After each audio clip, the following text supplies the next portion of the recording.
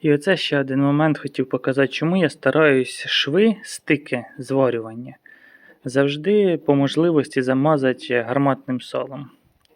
Тому що вони ржавіють в першу чергу. І мовіль, навіть коли його обробить, не завжди попаде в шов. Тому, по можливості, краще його замазати солом, воно туди затече, заповнить цю порожнину і не буде ржавіть. Якісно і надовго. А маляри, я не знаю, хто мені пише, як фарбувати після сала, мабуть, вони не соображають, що є обезжирка і як нею користуватися. Вже давним-давно придумали антисилікон.